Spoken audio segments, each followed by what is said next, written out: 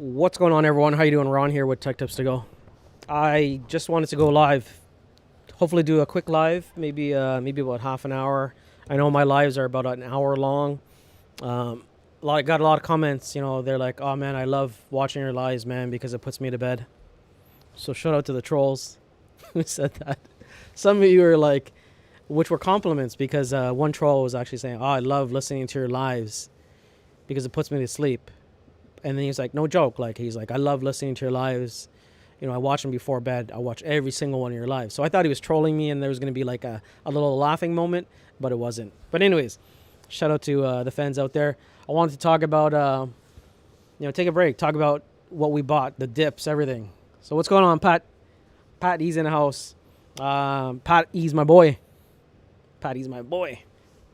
He's doing good. Anyways, sorry, I haven't been in the chat much lately. I've been focusing on my course, so I spent about 4 hours today working on my course. I've been always wanted to build a course to talk about more passive income strategies because, like, I've got my private membership, right? But I know a lot of people have a hard time coming into the group. They're new into the group, and the thing with our group, information is kind of scattered everywhere, but it's a lot better now because we have our Discord group, our private group. But for people that are new into cryptocurrency, because what I'm noticing is that a lot of people are new into cryptocurrency, but there's no structure and no format. I've got my new cryptocurrency course, which is great. But once you've done that course, there's the next level, which is like the more advanced, how to make money, how to make passive income. Even for the people that have been with me for a year or longer, they're having struggles of understanding yield farming, the ideas behind it. What should I get into? What should I look into? As the coin goes up or goes down, do I earn that amount? So a lot of people are kind of still, even though they've been into crypto for 5 to 6 years, they still don't understand yield farming strategies. And it's great. And that's the reason why I want to build a course. And like I said, the people that have been with me since day one, the beta users for the private group get free access to my course. The course is going to be roughly maybe around $7.99. You could pay with Bitcoin. There'll probably be a discount for the members in my private group. I'll be closing my private group because I'm going to change it from monthly to yearly cost because I'd rather have people stay with us longer, keep the group small because right now we're about 200. So I like the people in our group now. Not to say I don't like anyone else, but Anyways, let's talk about these dips. Let's talk about Bitcoin. Bitcoin, where's Bitcoin going? Man, I'm still so bullish on Bitcoin. I know it's slow, it's boring. Bitcoin's not going to be make me a millionaire, but what Bitcoin does, Bitcoin keeps my brain sane. All right, that's one thing. Keeps my brain sane because we tend to get into these crazy seasons of meme coin seasons, right? When you look at meme coin seasons, you see the amount of gains of people making tons of money. And it's hard not to ape in because you see guys that are putting $200 making $150, guys putting in $36 making $350, and you feel left out. And sometimes you just got to block the noise. And sometimes I'm like, you know what? I know I want to rush into this coin. It's speculative. It's high to medium risk. So sometimes I step back and I say, I'm fine financially. I'm okay. I'm fine doing the things I want to do. I know I can make money. There's always going to be someone making more money than me. So let me just step back and let me shove it into my boy Bitcoin.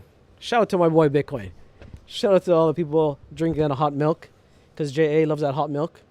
Anyways, that's what I've been up to. What else did I buy? Well, speaking of that, kind of like contradicting myself, do as I say, don't do as I do kind of thing. Shout out to JB of the Lord. I know you're going to be watching this because you love to watch you don't love to watch my videos. You probably just love to watch my face because you always take pictures of me and send it to me. So shout out to JB. Anyways, JB messages me last night and he's like, yo, Pancake Bunny. So I'm watching the basketball game. I'm watching Golden State Warriors and LA Lakers. Shout out to my boy JA. You got to take me to a Lakers game when I visit you in LA. Anyways, I'm watching the game and I get a message from JB and he's like, yo, Pancake Bunny. I'm like, that's right. My first thought that came to my mind, okay, was paid networks. Everyone knows that paid networks took a dive. Paid networks took a dive because they got hacked. What happened to paid networks? You had an opportunity to get in like 10 to 20 cents. You got in at 10 to 20 cents and then paid networks went to $3. Anyways, that was an opportunity. I looked at Pancake Bunny. I went to the Twitter page. The first thing before I bought, I wanted to see if it was cleared up. So I went to Twitter. My strategy was, yes, they got hacked. Okay, well, they got hacked. What does it mean? Are my funds safe? Because my funds, my Pancake was still on Pancake Bunny. It wasn't touched. So the hacker didn't exploit, didn't take all the money. All of the funds are safe. Then I went to Pancake Bunny, did research. I looked at it. Pancake Bunny clearly said all funds are safe. The only thing that they did was drop the price. That's good. TVL is still there. Everyone's funds are still there. It's just a matter of time that it's going to go back up. So when JB messaged me, Pancake Bunny, I was like, paid networks. So anyways, JB, I think you owe me, not I owe you, because anyways, I reminded him about paid networks. The funds are safe. I said, hey, take a look. This is what's going on. So anyways, JB put in some money, put in more money. You know what? I made the mistake. I didn't put enough money. I put in, I won't tell you how much I put in, but I could have made a lot more money. But the problem is I spent all my money on Bitcoin. I spent all my money on Polkadot on the dip that same morning. So Pancake Bunny went down to $7. And now I think Pancake Bunny is like $40. But now I'm kicking myself. I'm like, oh, because I know Pancake Bunny will go to 400 roughly, maybe 400. So is it a great time to get in now? I would take the risk, not financial advice, but I would take the risk at $40 because it went to 150. It went from 150 down to 7. Anyways, what's going on, Mike Russell? Michael Stora, what's going on? Hot milks to the trolls. Yo, Danielle from Brazil. Cool. What's going on, Danielle? How's Brazil? How are the cases in Brazil for the pandemic and stuff? Yo, Pat Easy. I bought Bunny at 7 and I also bought Bunny at 21. So I'm all right with that.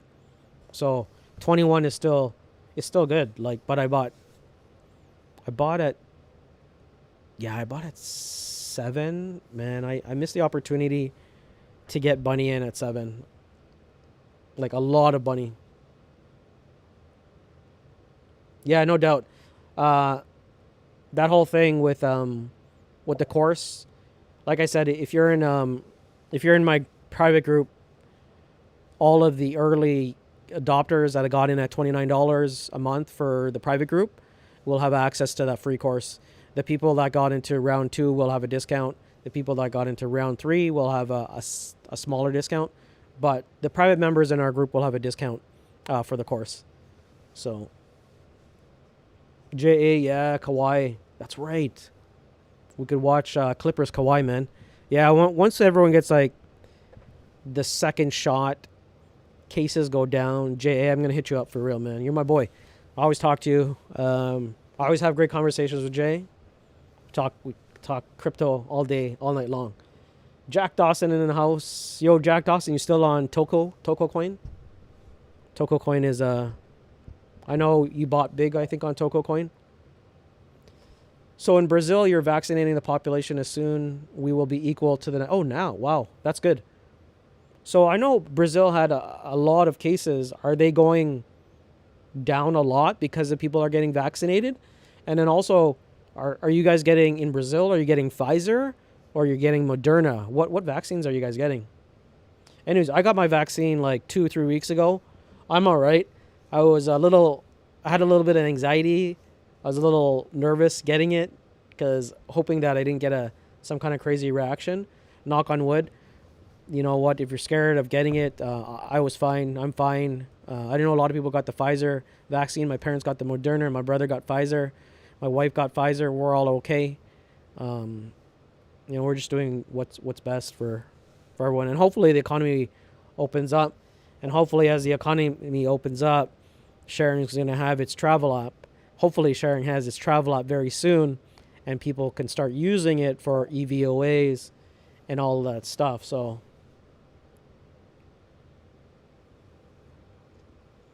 C. Will got the J&J. Okay, cool. Yeah, I heard the J&J is pretty good too. Daniel B. Yeah. So, anyways, I'm closing the private group. Everyone in the private group, like I said, the $29 people who've been with day one get the course for free. Um, let me see if I could share some of the course. I've been working, man. I've never worked so hard in my life. Just kidding. Let me go into the course. Let me just share my screen here. All right, so here is the cryptocurrency blueprint mastering passive income. You know why I named this? Because the blueprint of mastering passive income, I love passive income. Like I talked about this in the course. You know, when you're investing, you typically, before cryptocurrency, you always look at investing, okay? But when you invest in traditional stocks, what do you look at? You look at investing and making some kind of dividend yield income as passive income. But the sad thing is, the most you can make is like 3 to 7%, 8% if you're lucky, if you're doing well. Maybe 4% dividends per year. Now, when it comes to cryptocurrency, you're making 3 to 400% and you're not happy. That's the beauty of passive income, and that's why I named this course Mastering Passive Income. So I go really deep into yield farming, master nodes, how to get them early, you know, the whole strategy around that, passive income with staking. The fundamentals is part of the course, the long game. I go over my strategy on how I turn 20,000 into 1 million. My bag is more than, I'll disclose this, my bag is more than $1 million. This is before, when I turned 20K into 1 million. Getting in early IDOs, IFOs, IPOs. I talk about parachain lease offerings. I talk about IDOs. I talk about private sales. NFT strategy. I haven't talked about this at all. My team and I are doing a profit strategy for NFTs with artists. This is one that it's a blueprint for sure, because it's not just you could do it yourself, but I don't recommend it. A lot of it is some strategies where you can hire people, okay? Trading bots, talk about trading bots. I talked about trading bots a little bit, but I could get deeper into it. People that want to know more about trading bots, there's some pros and cons, so you can figure out if it's worth it. To me, it depends on how the market conditions are. The next part for the course is buying those dips. There's killer strategies in buying dips, okay? You can use 3 main strategies that'll make you a lot of money in the future. GPU and ASIC mining, I don't know if I'm going to put that in. I got a couple of ASIC miners. Are they worth it? You kind of wait and see. The next part is my failures, what you can learn, right? Because people always talk about their success stories, but no one talks about their failures. And if you can learn from my failures, you can learn what not to do and what you can avoid, right? It'll probably be a long list because I failed a lot. Well, yeah, you know what? I'm proud to say that I failed a lot because I learned from my mistakes and I learned going forward not to do these mistakes. So at least you can learn and probably save yourself 10 grand just from learning from my mistakes. Probably even more, okay? Cryptocurrency tax, nomad's land. This is one.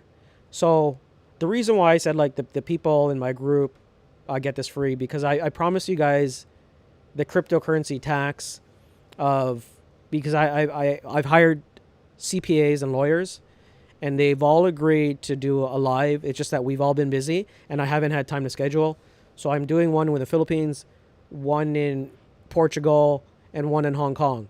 So I'm not going to talk about your native, like your country tax. Then I talk about course wrap up. Technical analysis won't be there because TA is a long course on its own. Okay. So anyways, that's what's going on with that. Let me catch up to the questions.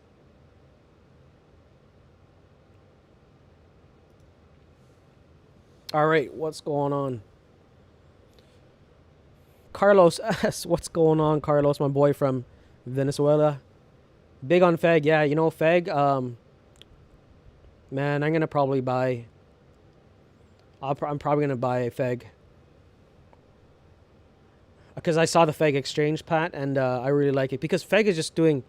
It's not just a crazy meme coin, but they're like the first pioneers, adopters. Everyone's just copying Feg, so I know Feg is low. People are in fear. People want to get out of the meme coins, so I'm gonna probably throw like $200, call it a day. Hopefully that 200 grows to 1 million.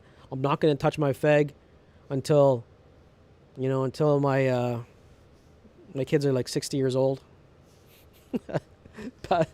Pass it over to them.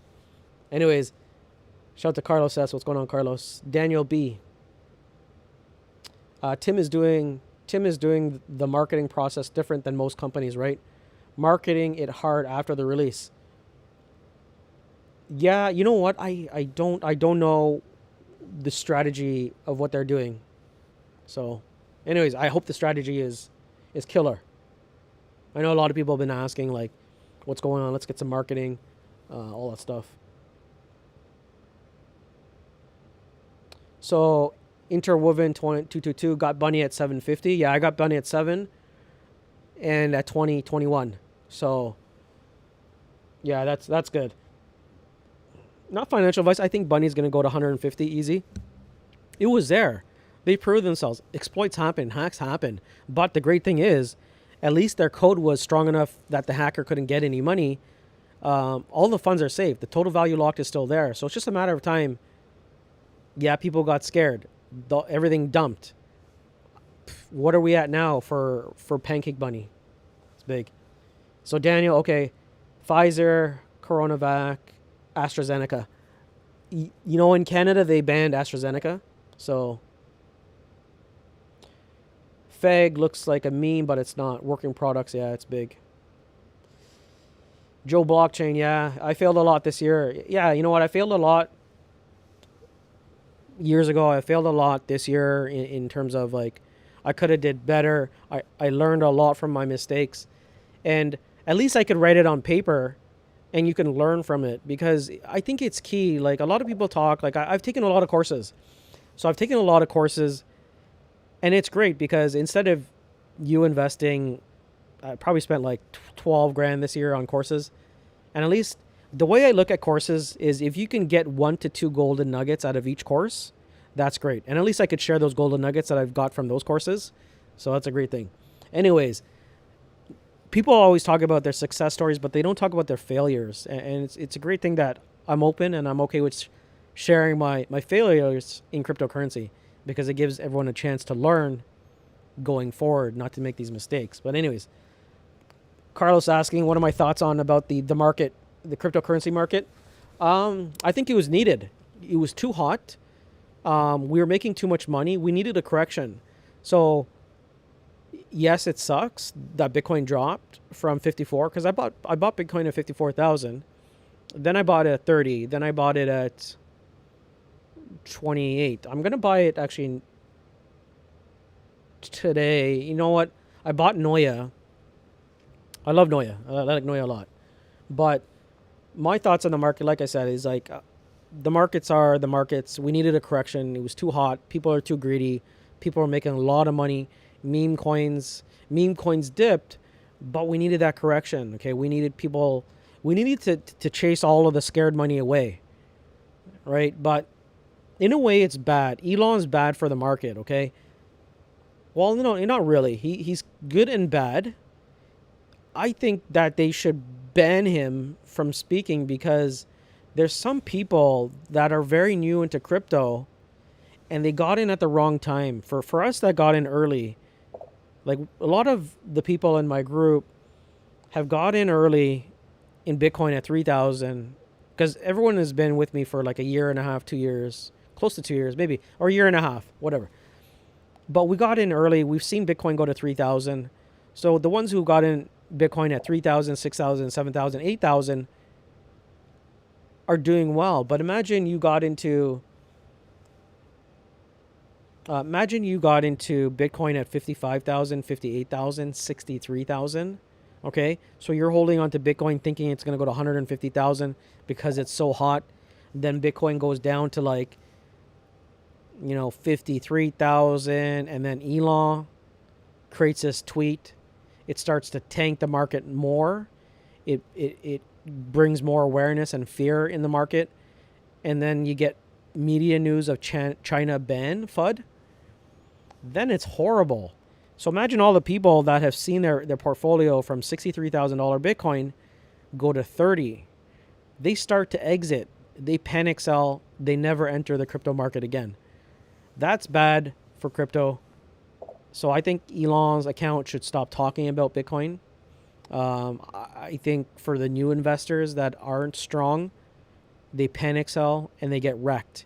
They get a bad experience with crypto, they never enter, and it's bad for adoption. That's the way I look at it. People who are more experienced love the opportunity. People who saw what happened, my first thing was, man, this sucks. How do I slap more money into this? That was my initial thought yesterday. So going forward, was I scared to say, man, I better sell these bags? Hell no, man. I was like, keep those bags. Like, where can I stack more? Anyways,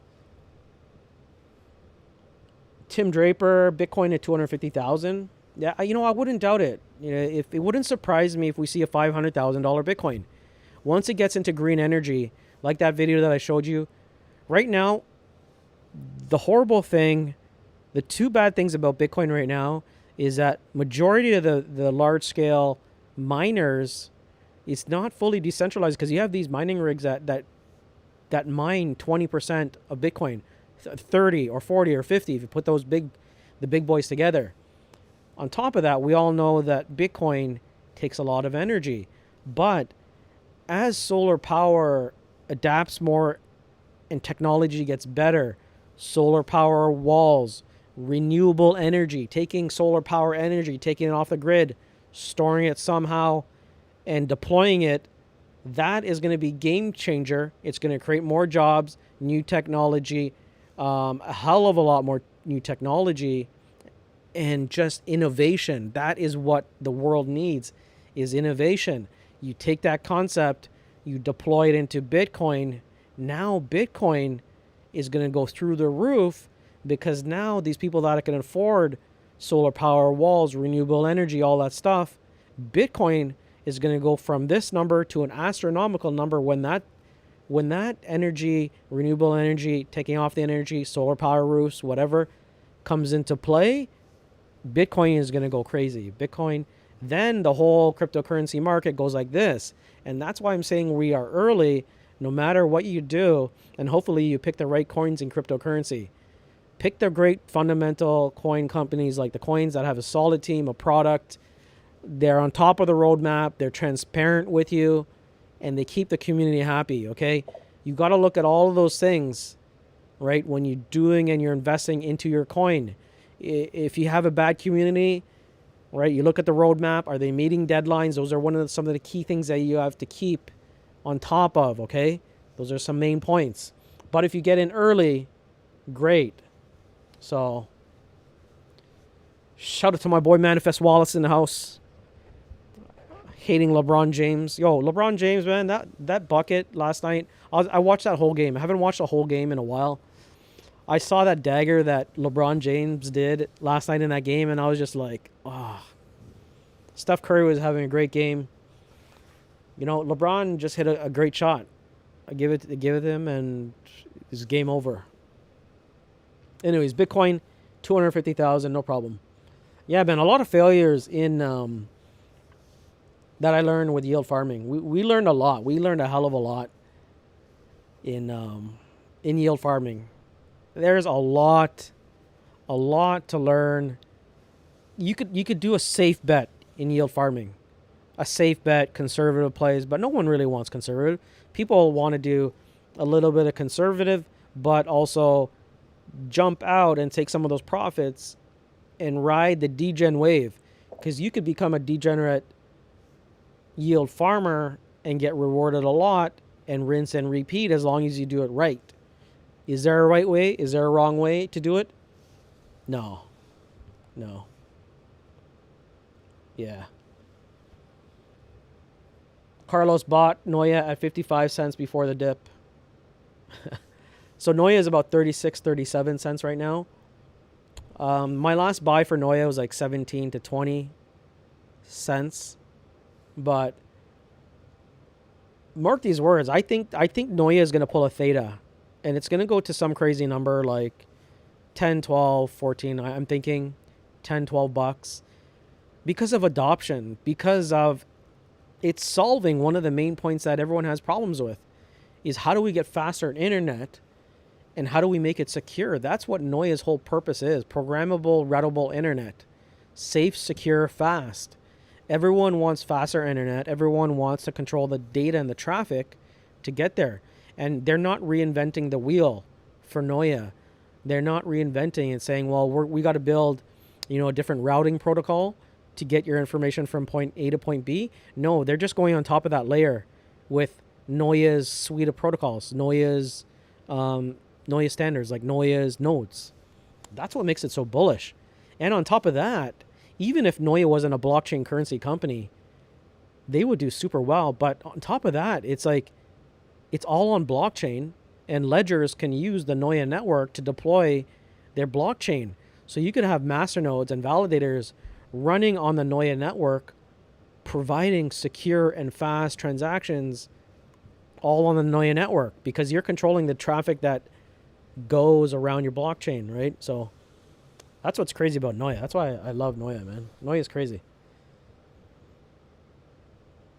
I think there's going to be another dip. Yeah, I do. I think there might be 2 more dips. Will there be another dip that what we saw? Probably not. I think there'll be dips. There'll be recoveries. Will we see like a 55,000 to a 30,000 Bitcoin again? I don't think so. I think we'll see close to those ranges. We might see it go back up to 50,000. We might have some lows to 40. And then I think Bitcoin will just kind of take off. But like I said, renewable energy, solar power energy, once we get into that innovation, Bitcoin's going to take off. Cryptocurrency is going to take off. The whole cryptocurrency market cap is going to go up. But I'm starting to hedge against different assets like precious metals. I don't want all of my money in crypto. I've got money in real estate. I want to buy more precious metals, but I also want to kind of sit back and relax and take like 10% of what I make into bonds or into Vanguard funds, index funds, the boring stuff, just to be safe. But I know like crypto is nice. When crypto is hot, it's great. But still, you never know what could happen with crypto. Do I think crypto is going to go away? No. But you just never know. So I don't want to take too much risk. But if you do it differently, like you can be making a lot of money with yield farming, $1,000 to $2,000 a day, depending on how much you make. But if you're taking profit out of that, you're okay, because at least your whole portfolio is not into cryptocurrency and you're not taking out. Because a lot of people, they've got their money in crypto, but they have no way of off-ramping. For us in Canada, we've got Bitcoin machines. You could take out cash. Well, you could take out your money, but you pay tax. But there's different ways of doing it. So if you're profiting, great, because then you could take some of your cash. You could buy foreign exchange. You could buy precious metals with cash or whatever. But at least you're doing that and you're sticking to a plan. Whether you do 10%, but stick to a plan, right? Maybe you want to take some of that money, offload, and put it into like a boring ETF.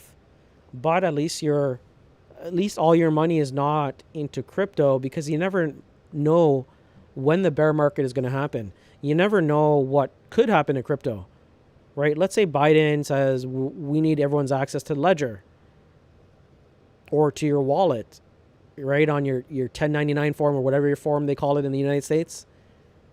Think of what the market's going to do. It's going to crash again, but it'll rebound, and who knows what'll happen. So anyways, that's what sometimes I worry about too, and that's why only risk what you could afford to lose. And if you could profit and take profit along the way as you ride your coin, as you yield farm, as you make passive income, don't be afraid to take profit. And that's why I keep talking about profit is profit. Just kind of be smart about it. Not financial advice, but just think worst case scenario. Maybe I want to take some of my profits, buy some precious metals, buy some gold, Buy some silver. Buy something that'll appreciate. Um, don't be crazy like me and buy cars, right? But maybe like for example, like I'm looking at a watch, and the first thing that I ask about a watch, like a Rolex, a certain type of Rolex. Like if I buy this Rolex, what is the value of it in 2-3 years? Can you show me previous date justs that are worth this much? What is the value right now of that watch? Audemars AP watches. So Audemars Piguet, do they depreciate, right? Because I want to buy, I've been eyeing a watch, but I don't want to spend a watch if it's going to depreciate. So I'm kind of looking for like a luxury high-end watch that's going to do it. And the same thing with different assets, right? Like, okay, what's the valuation of gold? Is it better than silver? Which one do I get into, silver, gold, right? Stuff like that. Look at assets that, you can sell later on and hedge against. So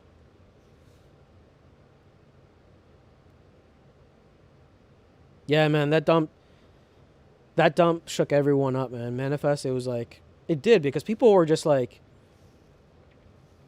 people didn't know what to do. People didn't know what to expect. But because I knew about the big last flash crash, I knew that I only had anywhere from 10 minutes to half an hour to get these dips. So I took all my funds and I bought Bitcoin because I knew that I didn't have time. I knew that it was going to probably go to like up 7 grand, up 8 grand, and it did. And it went up big.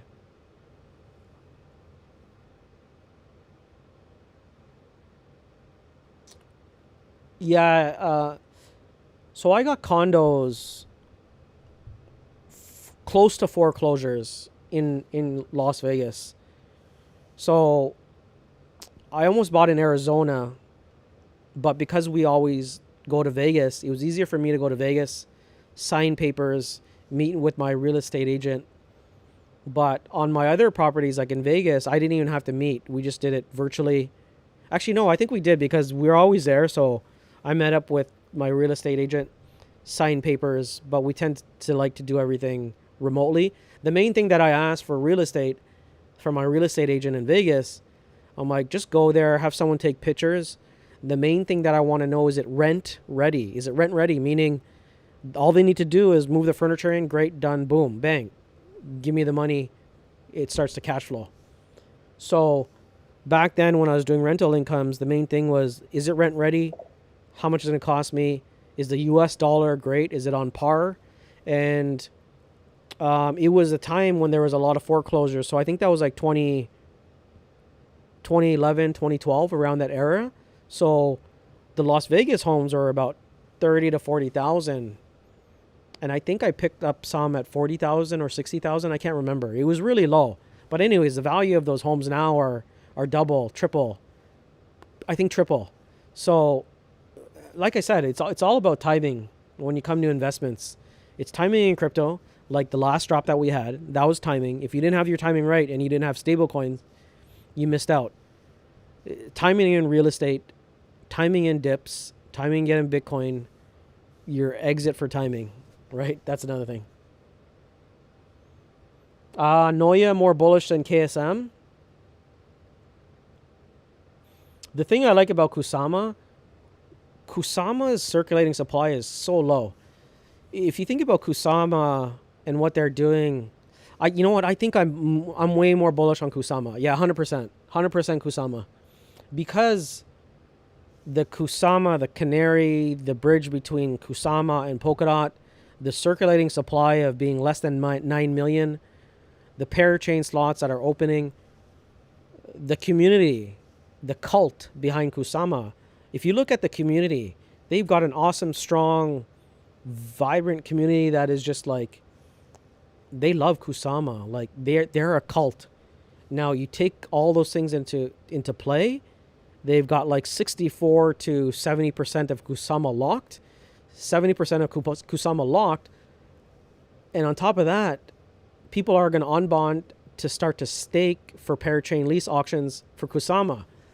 So, and people are going to keep trying to bag Kusama, but once it comes to that point, we're going to be seeing $1,000 Kusama easy. $1,000 Kusama easy. All right. Once these parachain slots start and they keep going, because Kusama is not for the big boys. Polkadot is for the big boys. You got Polkadot here and you got Kusama here. Kusama is the test network called Canary that does the lookout for Polkadot. You can extend more capabilities building on top of Kusama, but picture Polkadot is like the enterprise version for the big boys. The Home Depot's, Coca-Cola, Pepsi, enterprise big boys here, okay? Then you got Kusama are like the small chains that want to develop something, right, on Kusama. So that's the way you look at it. And eventually there's going to be a bridge. But you start off on Kusama, you test, you do all your stuff, and then eventually you go to Polkadot if you could get there, or it becomes a bridge. But anyways, Kusama, yeah, I'm big on Kusama. I had 200,000 prior to before the dip. Now I only have 125,000 left. Need to buy machinery for investment, which costs 60,000. Should I cash it out or leave it in the market? Need your 2 cents. So are you talking about dollars? $200,000? You need to buy machinery for investment? Okay, I was in your position a couple of years ago. What I did with my business, it depends on your machinery. On your machinery, how much can you pump out? Can you lease your machine? Can you buy a used machine? Can you buy a refurbished machine? Okay? If you lease it, at least you can write off that capital expense. You could write that off. Okay? You don't have to buy it out full right. Spend your 125,000. Not financial advice. This is what I did. You could lease a machine. If you're making enough cash flow to pay for that, maybe you need to cut a little bit of your expenses. Maybe you need to fire an employee. Maybe you need to reassess where your expenses are, because you could always rebalance your expenses in your company. Figure out, okay, maybe you're running an extra shift that you don't need to run, because my warehouse that I was running in the winter, my furnace was a killer. It cost me $2,000 to $3,000 a month. As I ran a second shift, because we were so busy, we couldn't cram everyone into one shift unless I rearrange things. I start to rearrange things. I closed down the second shift, because the second shift, yes, we were pumping more volume out, but because of the energy, the lights, the machines that we were running, it was costing me too much money. I could have saved an extra $3,000 to $4,000 to $5,000 by closing that shift down. So I closed that shift down. So then I can say, okay, well, now I'm saving $5,000. What can I buy? Maybe I could lease another machine that could pump out more prints, that can pump out more product, and each product that pumps out, I'm making X amount, and I could pay off that machine in 2 years, right? Then I could look at the option of selling that machine. So you got to look at your business and figure out, maybe I want to do this. Maybe I could lease that machine. Maybe I could buy a refurbished machine, right? Maybe you could buy a refurbished machine that has warranty. Think about those options. Do you have to buy new? Or maybe here's another option. Do you even need that machine? Can you lease it out until you get the ball rolling with your product to prove the concept that it works? If this is a machine that's a proof of concept that you think that I think will do well if I get the machine, stop there, outsource it, get the ball rolling, get those customers that are buying. Don't tell them that you're outsourcing. Do that. Then when it comes time that you actually really need the money, where you could actually get that machine and make 10% more instead of outsourcing, then you got a viable business assessment where you can get that product in. So there's a number of ways you can do things in business, right? So look at outsourcing, some of the main things there. Anyways, I could talk about business all day long. I really took a step back from business because I was sick of not that I was sick. I like my time. I like traveling. I like watching ball. I like going to games. I like doing my own thing. So when I had my business, I was only in my physical business twice a month to drop off paychecks. I would work from home. I'd have cameras set up in my offices, production. I'd let my operators run. My managers would run the facility. When there was something that they needed that they couldn't answer, they would call me. But I trained them and I trained my staff to say, don't call me unless something is on fire. If something is on fire, you call me. If something is not, don't bother me. That was the mentality that I had that allowed me to run my businesses on its own, but travel and travel and travel and maintain a healthy work-life balance with my kids, take care of my kids, but also make money, making sure that I ran that business as a tight ship that provided me passive income. And the only thing I had to work on was product development and marketing to say, hey, numbers are doing green. Where can I reinvest my money to continue to make things greener? Where can I put my money to get more money to increase bottom line? There's different ways. So now I didn't like going into the office. Like I said, I was in there twice a month to do paychecks. I'd go in there, drop it off, done. I go in actually after a while I got it, not fed up because every time I go in the office, I'd get stopped with 1,000 questions. So I'd go in after 5 o'clock, after everyone would leave. I'd drop off the paychecks at the clock-in counter, and that was it. Then obviously I'd see my staff once in a while and just, talk to them. But literally I was there like twice a month. I kind of wanted to exit out because I was sick of, not sick of that business, but there was more opportunities to make money in different areas, like passive income with cryptocurrency, yield farming, investments, real estate, putting chunks of money down on real estate and doing it that way, right? There's so many opportunities. E-commerce was another thing, drop shipping, marketing. So I still run a marketing company and my team is in the Philippines, and it's easy because they know what to do. I don't have to tell them what to do. The only thing that I do is make sure that their keyboard clicks are active and their mouse is moving. So I run programs to manage and make sure that the keyboard is doing what it's supposed to be doing. They're typing, they're doing work, the mouse movements. Then it takes a screenshot every 30 seconds to make sure that they're doing exactly what they're doing. If I see something that is wrong, then I question, then they're fired. There's no ifs, they're just gone. Well, it depends if they're of value. So, anyways, I'm going to ramble on too much. So, hey, Ron, just hopped on the stream. What do you think about Memepad? They were releasing their first coin. I bought Memepad. So, I didn't buy a lot, but I bought Memepad. Break even is 6 months. You know what? I would have to understand the product, what you're buying, where your customers are coming from. Is it e-commerce? How do you market to sell that product? Are you local? Who are your competitors in your local environment? What is your unique selling proposition? Is your unique selling proposition based on price? What kind of value can you add? What kind of packages? What kind of promotions can you run? There's so many factors when you get a machine and how you market and how you sell that product. So I'm so glad that I'm not in your, no offense, but I'm so glad I'm not in your position anymore, that I'm doing more of this stuff because I enjoy this. When I was in your position, like I said, I feel your pain because when you get machines, you got to worry about the maintenance of the machine, the repair, who can operate it, because I had to fly my staff to Arizona to get trained on it. Every time I flew out someone to Arizona, it's like, okay, that's going to cost me money. What happens when that employee is sick of me and wants to leave? Then I got to train another person, find someone I could trust, pay them a good wage, learn, send them to Arizona, and hopefully they don't leave for another job. So when you talk to me about that, the first thing that I think is like, man, thank God I'm not in that position. So, oh yeah, you know what? The way when it says taxi, that's a great LOL. So,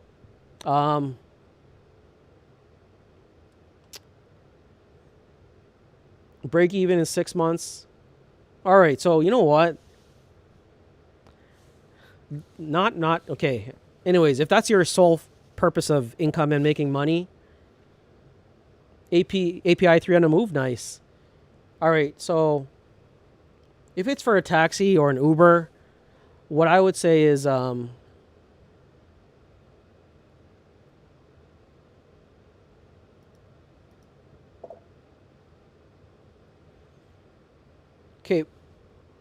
so I don't like trading time for money. Okay, there's different ways, and everyone's got to step out of their comfort zone. It's not financial advice. This is just my advice. Think of a way that you don't have to trade time for money. I know it's hard, but there's opportunities out there. If you think and if you put your mind to it, you could do it. Okay, there's ways of making passive income, whether it's real estate, whether it's investing, whether it's crypto, whether it's yield farming. Okay, but I know you got to start from somewhere. Okay, when I think of you trading your time for money, I don't like it. I like to start something where I don't need to be involved, but if I could put my money into something where I could hire people to do it, but for each employee, I can make maybe $2 an hour off of $5 an hour, or eventually sell products. People could run that ship. Great, but don't expect that you're gonna be successful in everything you do. Accept failure. In business, you got to accept failure. Hey, I ran a restaurant. Did it succeed? Yes, in some ways. Did it fail? Yes, in some ways. But at least you took the stab at it. You took the chance and you learned from it. I learned from it. That's one of the main things. When you look at business, and I ran that restaurant, I was running 3 or 4 corporations at the time, plus consulting. What did I learn from it? I tried to run a ship. I tried to do too much. And what I learned with the restaurant industry is if you don't have a great location, it's going to fail. No matter how good your food is, no matter how much marketing you do. Okay, you need foot volume, you need traffic. There's a lot of things that I learned about that restaurant. Would I do it again? Maybe if my bags moon to like 100 million, I'd do it for, craps and giggles. But I don't like trading time for money. What I found out, and the reason why I exited, because I was there too much. I was spending way too much time in that restaurant, which took me away from my businesses, and it wasn't healthy. And it got me to the point where I'm like, I'm spending way too much time in this restaurant where I could be making a lot more money in different areas, in marketing, with virtual stuff, focusing on that area instead of me being physically in that restaurant, not profiting that much. So literally my brother and I were like, yo, how do you feel about this? My brother was like, nah, would you want to close it? Literally we sat down and like, yes, okay, boom, let's close it. The Sunday we closed it like that. I was ready to walk away, like give the keys back to the owner, but I sold it. So it was funny because I just wanted to walk away because I was so fed up with it. I just wanted to like get out of there. I was done, get out. But I was going to walk away from the money, but I ended up selling it, and it worked out. But anyways, you know what, Manifest, hit me up. I got a lot of strategies for hiring teams. You got to be careful when you hire teams in the Philippines. I've had teams in the Philippines where they're like, "Oh yeah, I'm doing so much work. I'm doing great work." The output is horrible. I got pictures of them like holding their baby because it takes a snapshot of their webcam, and it's part of the policy when they work for us. I got them holding their baby, drinking some beer, smoking some spliff. It's just mad. It's crazy. And you're like, you working hard, buddy? Right? You're like, it's like, you're out of here. It's crazy. So you can spend a lot of money. Carlos S. Not out yet. We had a Pan-Asian restaurant. Anyways, man, I was like, I'm going to do this live short. And then it always ends up being an hour because I just talk way too much. But anyways, Manifest, hit me up. Private message with me. I got to talk to you on the phone anyway. So feel free to hit me up. And we'll talk. We'll talk. We'll do that live interview. Not live interview, pre-recorded interview. Because I want to interview you. Because I know that you've got strategies that are great. I want to share your story on how you were able to accumulate Bitcoin in that short period of time, the risks that you took. So anyways, I'm out. I just wanted to say a little hello. I wanted to take a break because I was building the course and I wanted to take a break. But now I got to get back into some basketball. I think there's some games on, some NBA games. So message me. I'll be online. I'll see everyone in the private group, in the open group. So Thanks for joining the stream, and I'll see everyone later.